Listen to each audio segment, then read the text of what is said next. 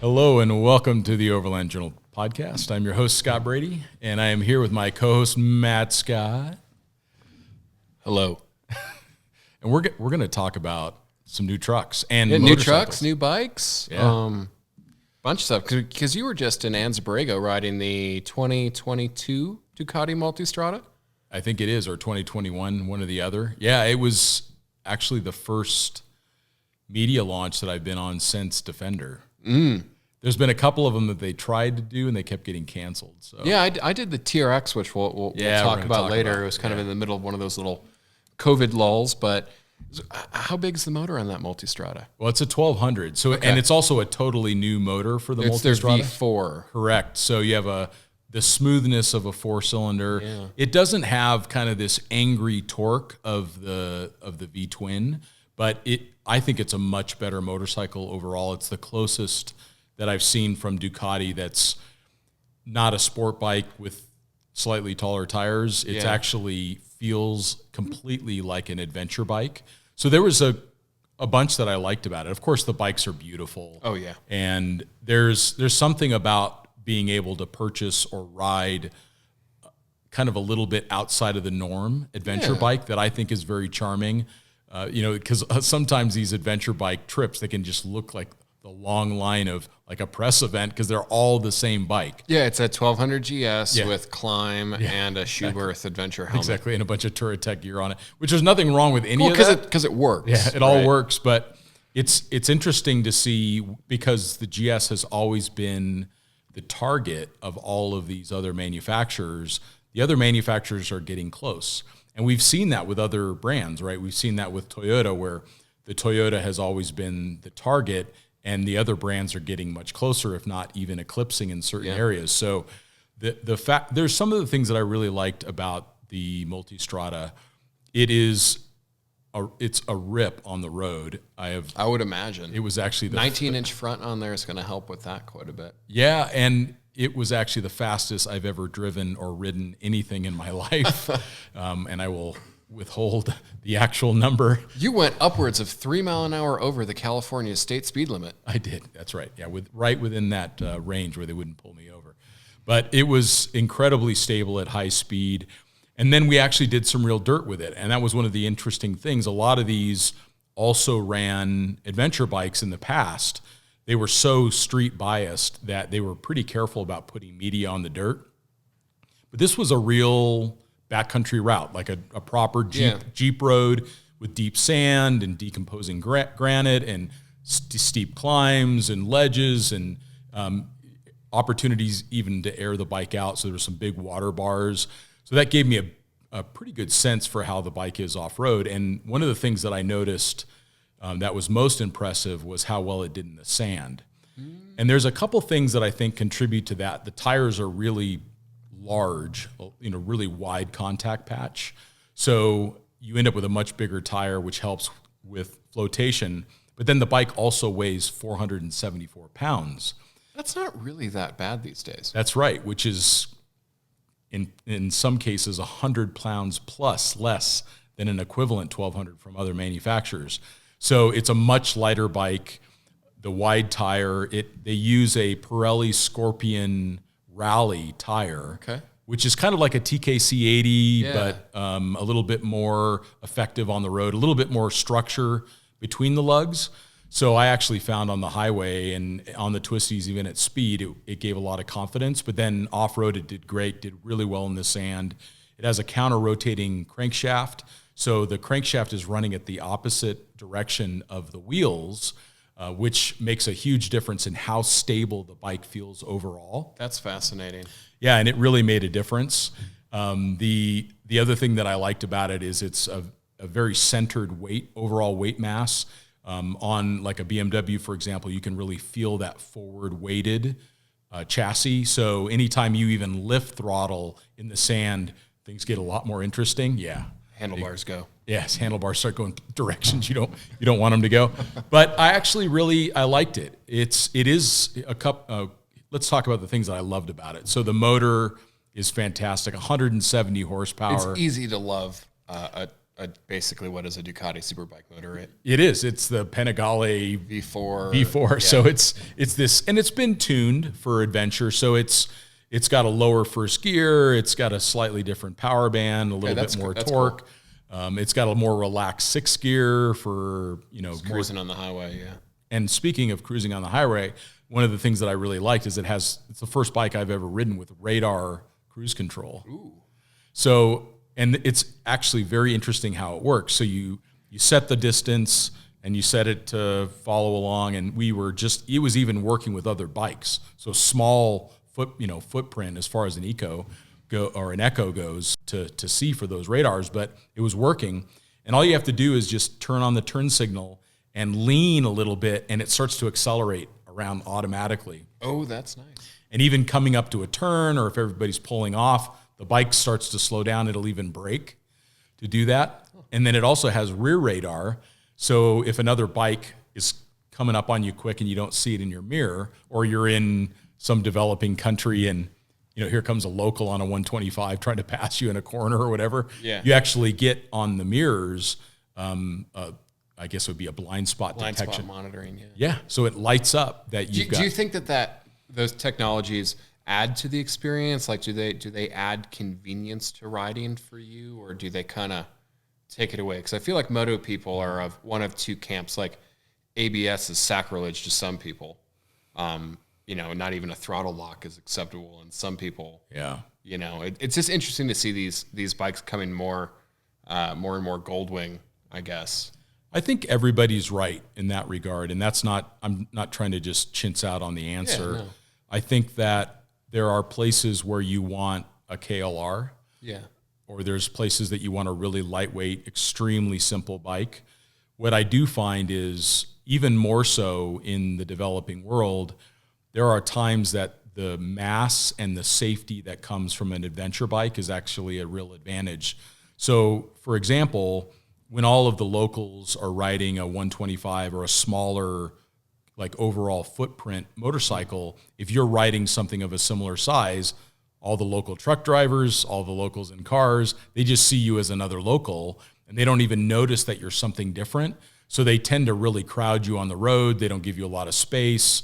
I notice that in smaller bikes in the developing world, you're kind of at the same risk as the other locals. Whereas once you hop on a large displacement, if you're a big human on a big motorcycle, you stand out. And that's something that I like. So it's a better visual impression to everybody on the road. Like, hey, this is something different. Maybe they give you a little bit of room. And then you found it, like when you're in Asia and you're on a scooter and you're trying to pass the chicken bus, right? I mean, the fact that you can breathe on 170 horsepower and be around them faster than you can blink, just about. 50 cc's doesn't necessarily work when you're 6'3". Exactly. So I can attest to the fact that small bike and big person is not the same as big bike, big person. Yeah. Interesting. Yeah, so I think that's a real advantage. I like the safety that comes from all of that technology. When I was riding through Peru and Ecuador and Colombia on the 1200 GS, the fact that I had such effective ABS, lots of rain, lots of really, like, oil on the road, all of that stuff, loose conditions that really make a big difference. But again, that's not to say that you shouldn't go around the world in a simple, small displacement bike. In many ways, I think that's probably better. Yeah. Because if you think about it, for the price of a new Multistrada at $24,000, you could buy a KLR and go around the world for just the same price. So all of that should be taken into consideration. And arguably, the person on the KLR, they're a little less stressed. They don't have as fancy of a bike. If it gets stolen somewhere, you're only out $5,000. If it falls over, yeah, you dust it off. Nobody notices the difference. Yeah, whereas an expensive, complex adventure bike that falls over could result in a problem. I mean, I did have that happen in Colombia. I went down on a 1200 GS, and my boot hit the pnemometer, which is a very small sensor. It hit it, broke it, and I was down. There was just down for the count. Totally down for the count. So they had to go back to Bogota, get a part, bring it back to me as I'm sitting in the middle of the jungle. So again, with everything, there's a compromise. But I think it's not good to dismiss a large bike for travel out of hand because there's a bunch of advantage that comes with it. Yeah, I can see that. So here's my test that I use for all adventure bikes. Is it better than a KTM 950 or 990 adventure? Does it have more travel? Does it have more power to weight? And is it better off-road? Yeah, no to all of those. It might have better power to weight. Yeah, it probably would. I think it does. In fact, I would at say 475, it most certainly would. I mean, Yeah. my 950 is low 400s because I've taken all of the things off of it, but it's under 100 horsepower. Yeah, but again, I've even thought about that because it used to be that was such a valid comparison because the adventure bikes weren't all that much better. But now that you've got so much better technology and, high readability on the screen, lots of wind protection, lots of reserve capacity and performance, and they keep getting better and better off-road, I think that margin is dwindling a little bit. Yeah, and that's something that I definitely needed to take into consideration. Like, a lot has changed. Yeah. So, and that's what's exciting. It's exciting to see manufacturers now bringing to market true GS fighters that really make people start to think, do I want this beautiful red motorcycle instead of something else? So yeah, and I mean, I think the interesting thing with Ducati is I want to say they did that Multistrada Enduro that had the 21-inch front. Had some more off-road features. So I wonder if we'll see something that's even more adventure-y. I think it's coming. What I would love to see would be their 950 with that full kind of off-road enduro package. One thing, just for the listener, because we don't want to just talk about the positives, there was a couple little items that I did notice. Their traction control algorithm was not suitable for off-road. So even if you were in the least invasive selection for traction control, way too much intervention. So it would actually result in a failed hill climb fairly easily if you weren't careful. Yeah. So I had to go full traction control off. So hopefully Ducati addresses that. They have a 1 to 10. The one that they have now needs to be about their 5. And 1 needs to allow for a lot of wheel spin. Because when you're riding off-road and traction control has a ton of advantages because you can't overspin the rear tire. But the fact that it just shuts you down so quickly, it's a problem. I have no idea about off-road traction control on motorcycles. My main ride is a trials bike. Yeah, there you go. It does not have a seat. But I mean, with no radar, no radar cruise control, no seat, no electric start. I don't know. But what a great place to learn. I like it. Yeah, yes. Those are sweet. I need to get out there with you on one of those. Yeah, I mean, so if you were to give it a rating out of 10, it's definitely the best Multistrada that they've brought into market. The refinement is so much more improved. The quality of everything, even the service interval is 36,000 miles. That's on huge. On the valves. You could ride around the world. Yeah, so you could go around the world without a valve adjustment. So that's a big deal. I would say it's probably 7.5, 8 out of 10. Okay. It's really a big improvement. And I can't think of a single adventure bike that's a 10 out of 10. Yeah, so. Yeah. I mean, of everything that you've ridden, because you've ridden pretty much all of these new bikes. Right. What do you think it most closely competes with? I mean, is it something that could unseat the 1200 GS? Motorcycles are so tribal that people that buy GSs tend to buy more GSs. So that's the thing that's difficult is for people to actually change brands. That doesn't happen very often. But I would say that if you look at off-road performance, it's as good as the standard 1250. Yeah. It's not as good as the Adventure. The Adventure has a little bit more wheel travel, and it has much better traction control and ABS systems. So I would say it probably is closest to the GS. The KTMs will be that much better off-road. So if you were to look at a 1090 or an 1190 or a 1290, those bikes are so much more suited for the dirt, and they're set up for that. Well, that's fascinating, and it's beautiful, and it's beautiful, and it's orange, and it's Italian, and it just stirs your soul, and it really does. I mean, it was absolutely insane to ride on the road. Yeah, way faster than I should have been riding. That's what they're for. That's why you have Hence the adventure 170 of the horsepowers. Yeah, exactly. But, well, I was driving the TRX a few months ago, and man, like I always feel like I have to preface this car because every time I say, oh, well, you know, I was reviewing this vehicle. Oh, well, that's not an overland vehicle. Well, it's cheaper pretty much than, you know, starting price, $71,000. People are spending that all day long. I mean, like look around, the dude that's doing your tile has a pickup truck that's more expensive than that. Sure. So I think like value for money, boy, it's a hoot. I mean, that thing does 0 to 60. They claim 4.5. I thought it was a little bit faster than that. And, you know, some people have actually like done like actual testing as low as 3.7 seconds in a pickup truck. But I don't know. I mean, like, I think the thing is that 702 horsepower sounds absolutely crazy right now. But it's going to be slower than the Cybertruck. It's going to be slower than the Rivian. It's going to be slower than the Hummer EV that's coming out. This is our first, it's our first opportunity to see what this much, you know, usable power is going to be like in a half-ton platform, because so much stuff is going. I mean, power, we have won the power game, you know? Yeah. I don't And know. doesn't it seem that, well, I guess my first point would be there's nothing wrong with just having more fun while you're traveling. It's really fun, and it's really great inside.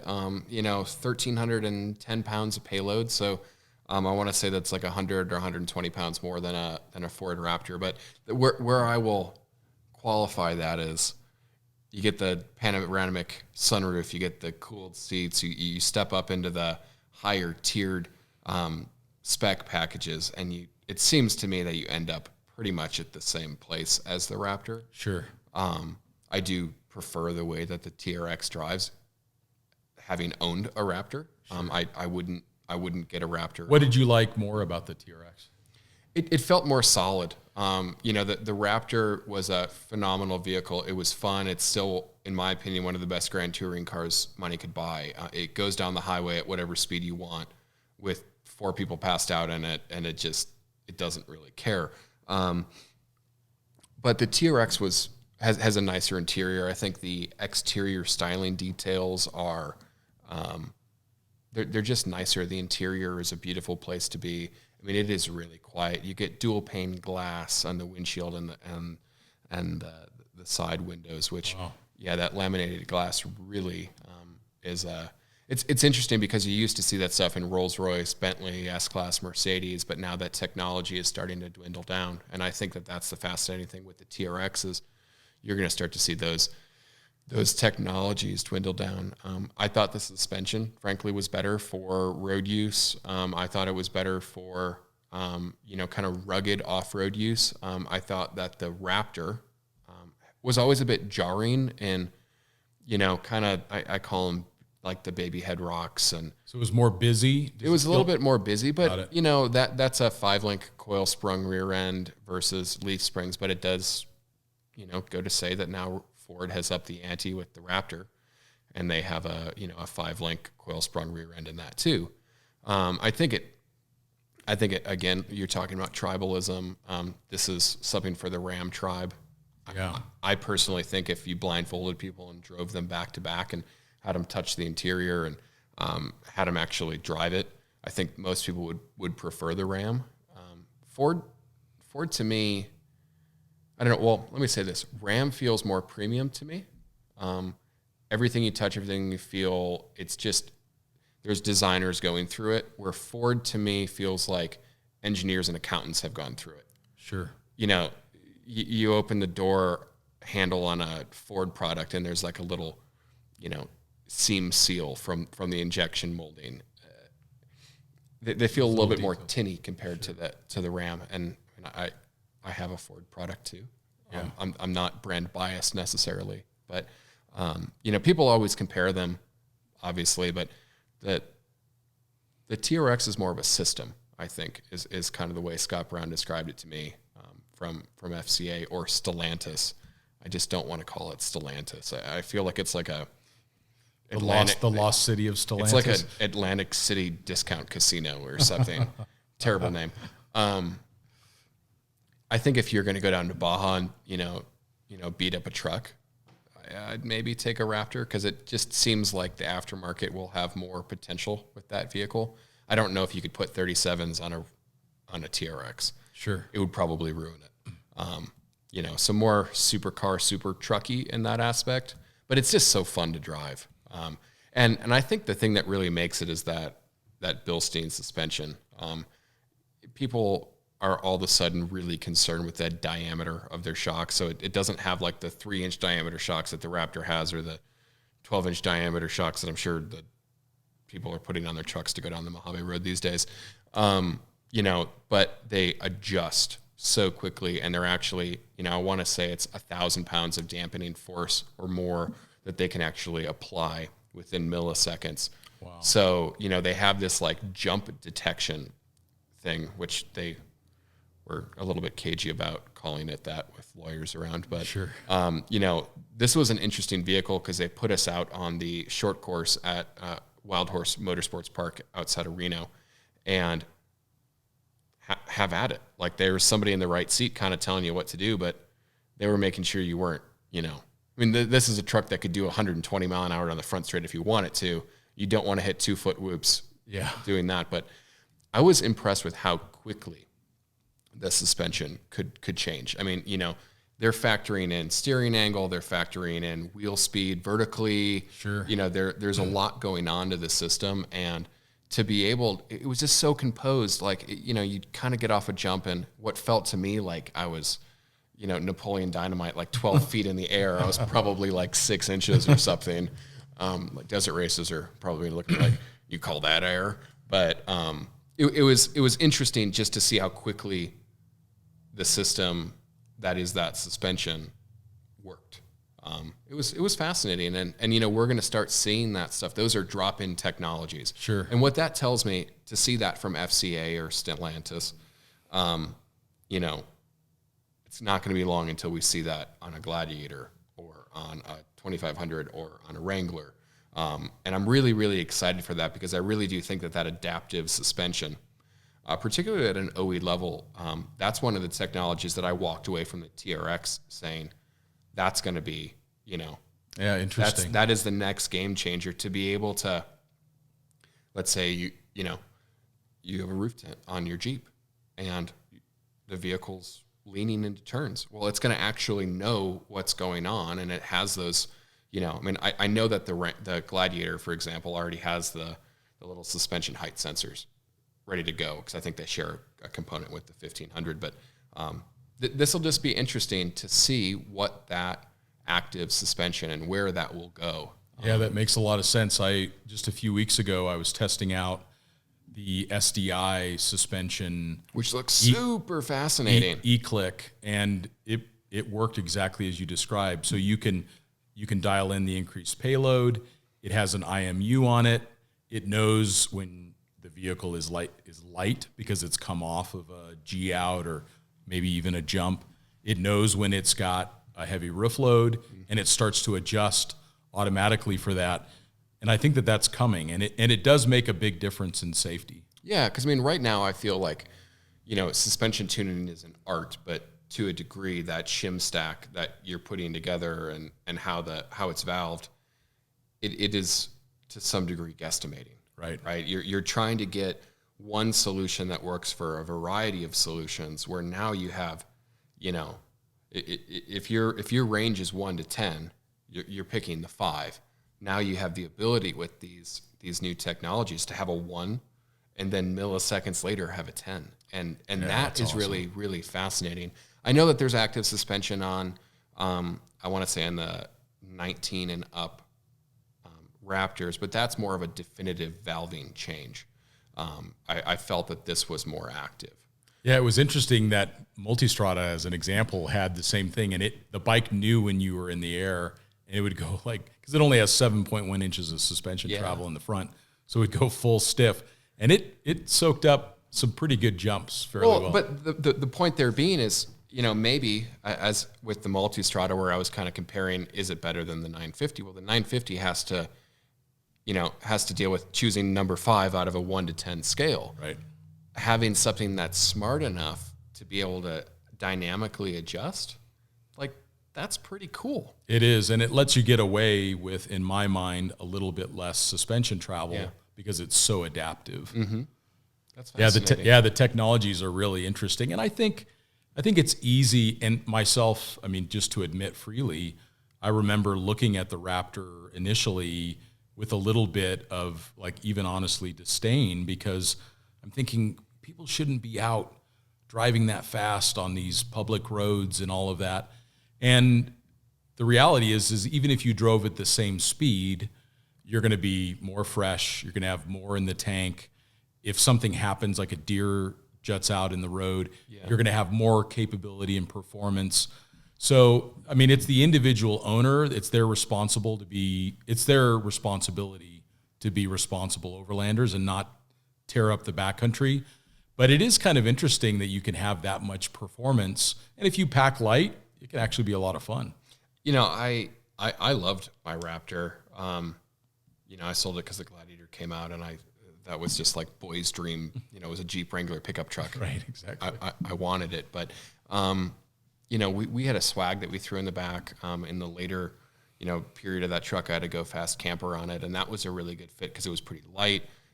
It allowed us to sleep in there with the dog. It was a little bit more comfortable, and I think it weighed 300 something pounds. So It was, you know, 2 adults, camping gear, and all that stuff. It was completely within the realm of that. And you know, the interesting thing, I think, when you get into, you know, just any kind of performance vehicle, is there are a plethora of spring options out there. So if you want to get a Deaver that is designed to carry 500 pounds more payload, well, you know that the frame of the F-150, while the Raptor has maybe 1,000-pound payload as generally outfitted, that same vehicle is capable of a 3,000-pound payload. Yeah, I've seen close to 3,000 pounds. So a lot of it, in my opinion, was down to spring rates. Obviously, when you're going fast, you don't want a crazy heavy spring rate, but if you have a spring rate that's commensurate to the amount of weight that you have in there.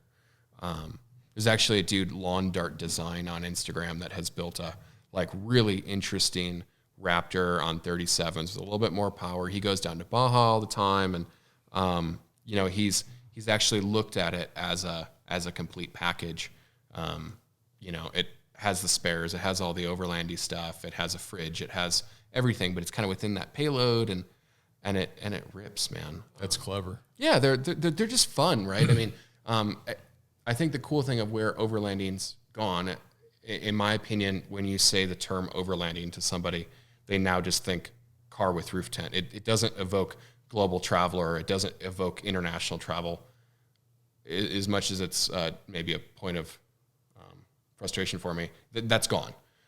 So why not? Why not have a... Embrace any variant, right? Yeah. I mean, I don't know. It's fascinating to me. Well, and if it gets people outdoors and they're able to spend time with their family and go have an experience, then there's certainly no harm in it. And I think where this leads with the TRX and with the F-150 Raptor is these are like the half-ton American pickup truck. For whatever reason, just has never really been embraced. You know, if you look abroad and all the people that like the 70 series and drive the 70 series they're probably looking at F-150s and Raptors and TRXs and the things that we get here for, you know, relatively little amounts of money. Sure. I mean, a 70 series in Australia costs more, you know, with roll-up windows and you know, I don't even know if they have a center console. They cost more than a loaded Raptor does. Yeah, they're expensive. So, you know, value for money, I mean, that's an entirely different podcast, is why isn't the American half-ton pickup truck the choice of overlanders? It's, you know, I had an engine blow in my Earth Roamer. Well, maybe that's why it's not the choice of overlanders. But I had an engine blow in that, and you know, the reassuring thing after we got it repaired is if we had an issue, there is a Ford dealer like hiding around every corner. Sure. I mean, it's just there. I mean, we actually kind of went and made a map of all the Ford dealers for our Alaska Yukon trip this year, and they're everywhere. I mean, like these tiny towns, there's a Ford dealer, there's a Chevy dealer, there's a Ram dealer. You might not find a Toyota dealer. You're certainly not finding a place to service your Sprinter. Yep. I don't know. It's interesting. Well, and you've also talked about that this is kind of the swan song of the internal combustion engine. That was your quote, actually. And maybe that's part of it is we get that 392 Wrangler, we get we get these 700 horsepower Rams, and that might be it. That might be that we're looking for the next decade as electric vehicles become more and more relevant and in many cases a better choice, that we'll see these really kind of high-strung, very fun internal combustion vehicles. Yeah, and that's great. I think that applies then to the EVs in the future as well. Most cars are going to have this power. Yeah. So, as we were talking, like I when the Buick Grand National came out, I'm sure people were like, cars can't get any faster. Yeah. What? No. And then like a Honda Odyssey's faster than it now. That's just technology and progression. So it's interesting to see the TRX. I really look at it. It's a wonderful car. It's really well made. It's like super quiet inside, aside from the supercharger whine, which is exactly how it should be. That's what you want to hear. That's exactly what you want. But yeah, it's interesting. To me, it was almost a technology demonstrator of like, here's the stuff that's going to come to everything else. And now we're starting to see the 392 Wrangler. Yeah, pretty exciting. Our buddy Mike McMod already has one on order. So I can't wait to respectfully drive it and not do a burnout. Yeah, I think that'll be tough. Wink. Yeah. So let's go to the complete opposite end of the spectrum. Let's go to the Royal Enfield 650 Interceptor. Okay. The complete opposite end of both spectrums. It is. That's 47 horsepower. Ooh, 47. Yeah. That's a huge improvement. Yeah. So, and it's a 650, so it's a bigger Royal Enfield. And the reason why I want to talk about this bike on this podcast again is to contrast the Multistrada and maybe some of these other things that we're discussing. But something like a Royal Enfield can get serviced many places in the world. They make squillions of them in Asia, particularly in India. They're very charming. It's got this They're just fun. Yeah. They're one of those things that it's classless. Like they're just totally anybody works. Can ride one. They're a happy motorcycle. Like you see a Royal Enfield and you're never like, they look classy. I think they look, I think Royal Enfields have always been I think they have good design, right? They do, because they haven't changed it. I think that was the smart thing is don't try to update it. Just keep making them look exactly the same, which makes them even more charming into the future. And one of the things that I really like about it, you're talking about spending less than $6,000 on a brand new motorcycle with ABS, fuel injection, 47 horsepower, and it's relatively comfortable to ride. It's got enough power that you can actually go on interstate speeds. But the thing that came to my mind is, you could throw a couple bags on the thing and you could take off down to the middle of mainland Mexico and you could have a very inexpensive trip. A unique trip too. Sure. What fascinates me about that motorcycle is, when we were talking about the Multistrada, we use the KLR as an example.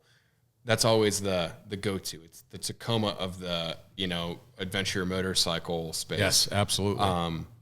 But there are options. There are other options. And it's cool. I think with motorcycles, we get more of those. It's easier for them to qualify for EPA standards. And there's obviously less stringent DOT crash safety standards because, well, it's a motorcycle. Exactly.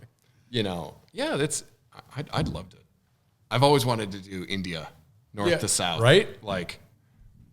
And I like the fact that it's a little bit bigger. I've ridden the 500 Bullet and some of the other ones that are like that. And, I'm a fairly big guy and it's just, it feels uncomfortably small.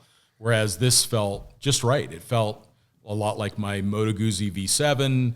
It rode really nice. Yeah. It was fun on the twisties. It's not the chassis flexes a bit. It's a standard motorcycle, right? As in definition, like it's totally. It's like a Yamaha XS 650 or a Bonneville or something, that standard classification. Totally. They're really cool. And I think I noticed that, wherever you stop, there was conversations around the bike, but in this very charming way. Look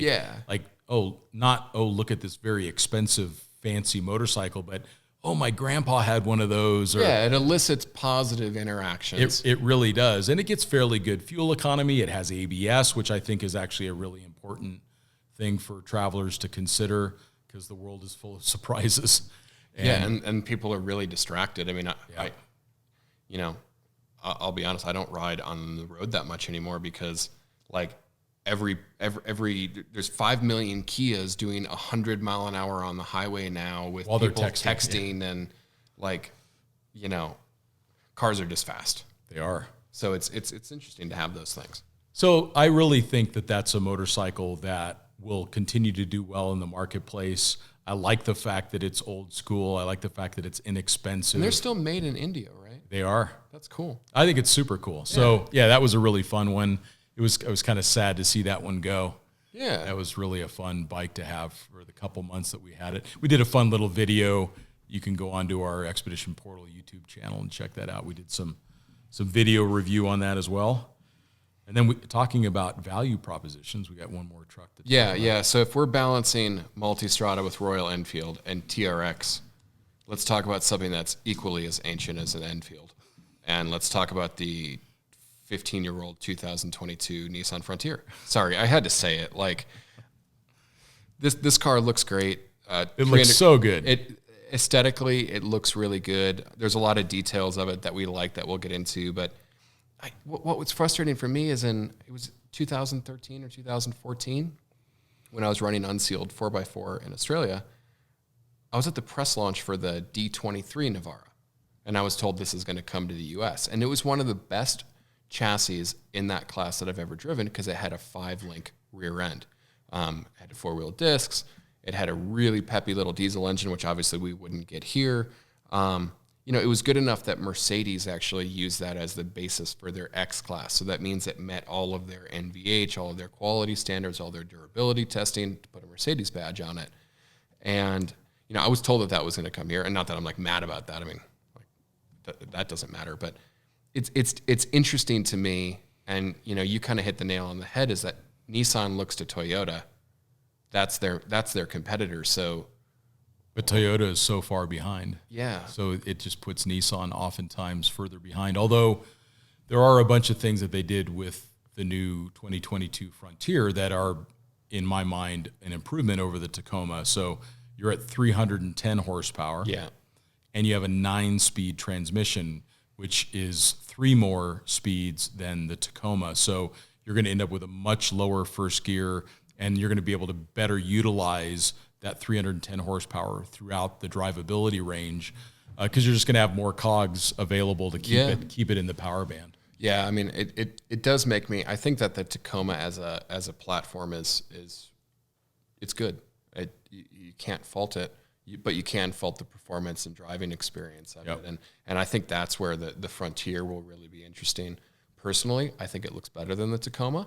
I think the Tacoma. There's just so many Tacomas out there. And that's true. Maybe that's what it is. Because the Tacoma, I think, is a handsome. It's handsome. It looks. And there's some great aftermarket components that really improve the overall look. But once you start to add those things that make them look more adventure-y, you're over payload. So yeah. And this thing has a max payload of 1,610 pounds, which is significant. Yeah. Now I'm sure that's like a long bed, manual window, 2-wheel drive thing. Sure.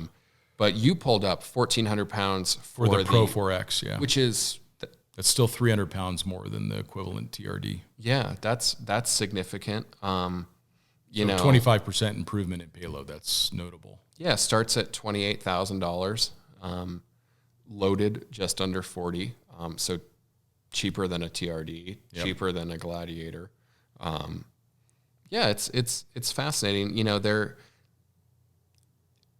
It's weird to me that they're still using a chassis that is from 2005.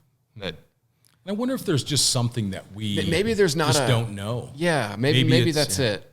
But it's crash testing or some crazy thing that would have made it so much more expensive to bring here. I don't know. They build the D23 Navara, which Navara Frontier, just essentially the same truck, different names for different markets. They build that in Spain. They build it in Mexico. I mean, we're here in Arizona, and I see Nissan Navaras with the 5-link rear end here. So I mean, maybe they wanted to keep it built in the United States. I think that's cool. So it could have been a tooling issue. Yeah. I really don't know. You know, but it's like I wouldn't want to, you know, a 2005 iPod. The one real advantage of leaf spring rear end is that it has a broader range of payload where it performs properly. A coil spring, even if it's progressive, there's a much tighter range of payload where it performs well. Yeah. Whereas a leaf spring, by the nature of its design, the more weight you add to it, the more leaves it engages. Yeah. So it's very progressive throughout the entire travel range.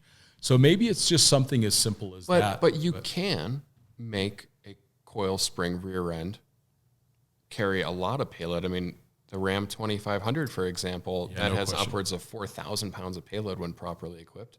Yeah. And you could put a Nissan Frontier in the back of it. Yeah, and it still works. I don't know. I mean, I guess I have a little bit of a beef with that because the bones, I would have liked to have the seen bones the of a car are its chassis, and to now be on the third generation of a vehicle that is wearing, I want to say third generation on that. I think so, yeah. 2005.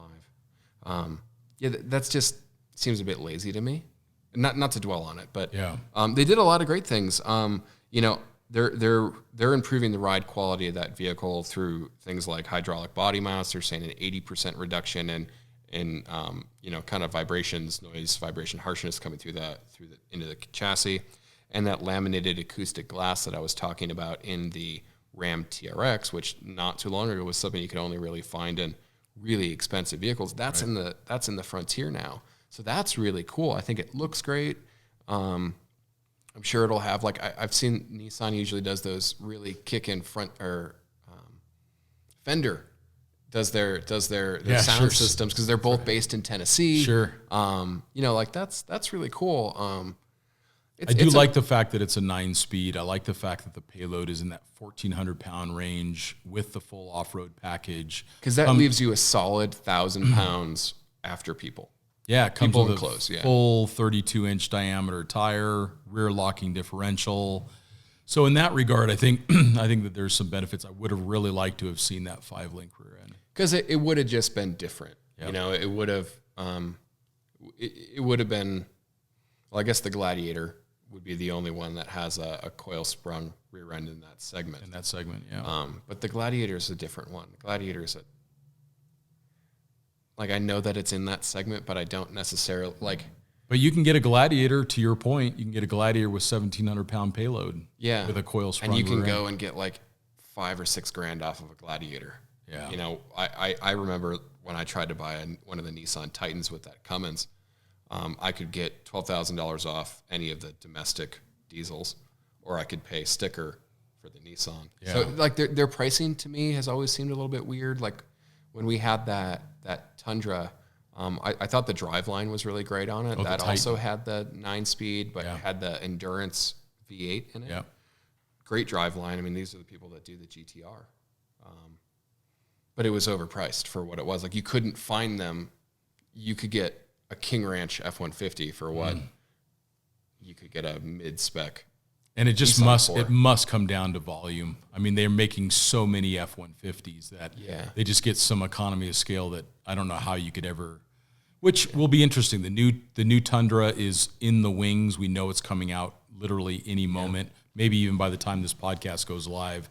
So, yeah, it'll be interesting to see what the new Tundra, hopefully the frame is not noodly. Aesthetics of the Frontier, really, really nice. Looks great. I think I'm partial to the Gladiator, but I think if I took that out of the basket, I would say it's currently the best looking mid-sized truck on the market.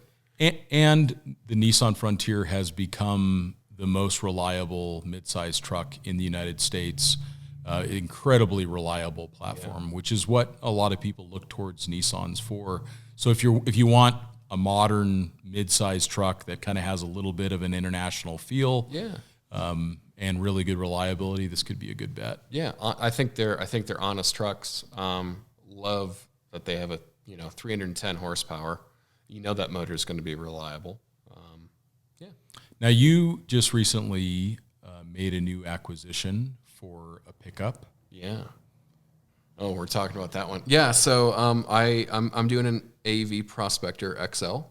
I'm going to kind of consolidate a few of our show vehicles for Adventure Imports because we're not doing shows during COVID. Right. And, we had, I guess, kind of hoped that would change, but it looks like we're realistically into the end of this year before that happens. I say that, and I'll go back and listen to this in 2025, and we'll still be in it. But yeah, I'm really excited for that. I absolutely love that truck so far. It looks so good. So I got a 2500 Laramie, and it has like the level 2 Laramie package. It has the cooled seats and kind of Alcantara-ish textured leathers on the inside. Like the thing that I like about it is it doesn't really. Pickup trucks either look work or they look old man with the chrome and weird dual colored, like Sure. there's some weird things. This is just an attractive, youthful truck to me. Totally. I got the 12-inch screen. It's great. That Cummins, this is the first time I've owned a Cummins. How do you like it compared to the Power Stroke? Well, like I've had 2 of the 6.7s, and I definitely think that the 6.7 Power Stroke, it feels more powerful because it is. But the Cummins is more of the diesel you want. It's a special motor. The 6.7 to me doesn't feel particularly special. It is an immensely complex engine. It has 2 cooling systems. It has like this, depending on if you have a cabin chassis model or a pickup model, it has some weird turbos and a lot of failure points. Like you cannot work on it. You have to remove the cab to work on it. When we had the engine replaced in the Earth Roamer, it was the entire front end of the vehicle had to come off.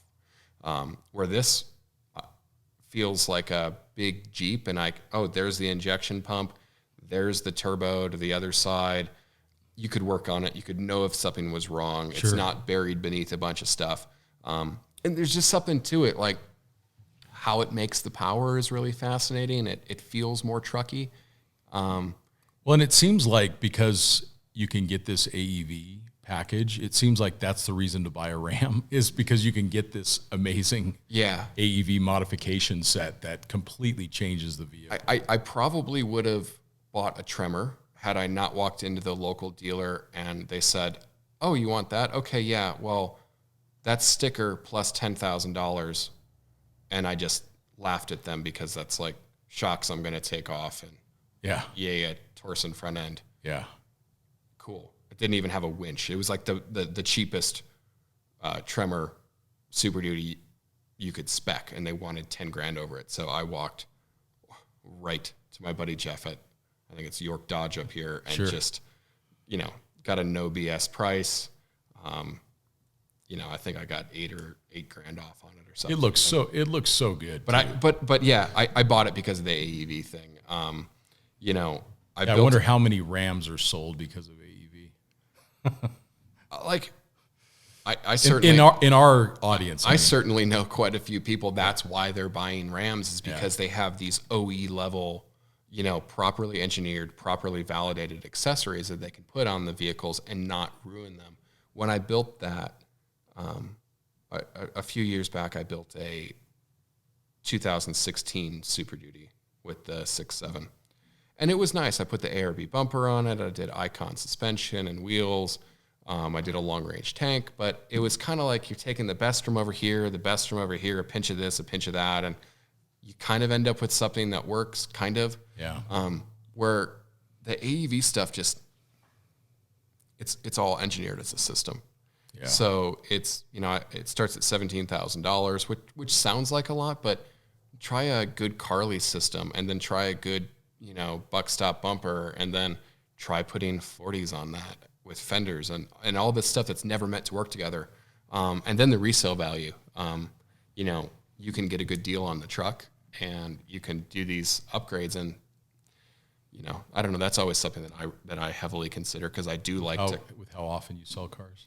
Well, but I do that No, because it makes sense. Like, why not protect your investment? But I buy and sell the cars before they fall off the cliff, Sure. right? I get my use out of them. I enjoy building them. It's a marketing tool for Adventure Imports, and I don't know. Yeah, I like it. I think that's a great looking. I'm really excited for it. I mean, basically the plan is throw the AEV book at it. I'm gonna do probably the twin Titan tanks because they have this really cool spare, 38 gallons or something, and it literally goes in where the factory spare is, and then you fill it from inside the bed, and you end up with 90 or 100 gallons between the two. And awesome. If I ever want to drive to Cabo and back without fueling up, yeah. Well, I mean, with questionable ultra low sulfur diesel in Baja, right?